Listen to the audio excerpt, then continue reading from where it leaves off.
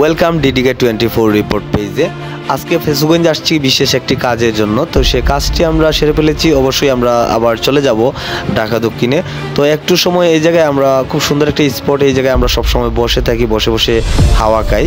তো এর মাঝে হঠাৎ করে মনে হলো যে এইদিকে এই মুহূর্তে একটি রেল আসবে।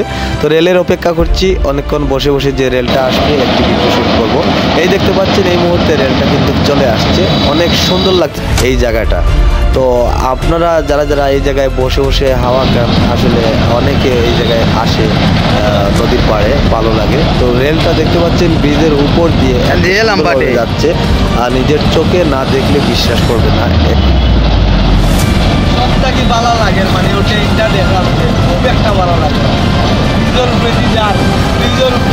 সব ভালো লাগে।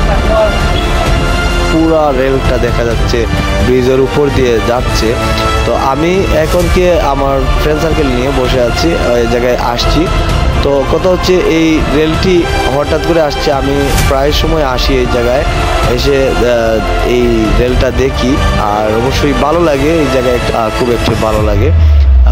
এই জায়গাটা আসলে মানে বাতাস হাওয়াটা অনেক শান্তিময়, আর অনেক একটা মানে এত বেশি ভালো লাগে নদীর পাড়ে এই জায়গাটা।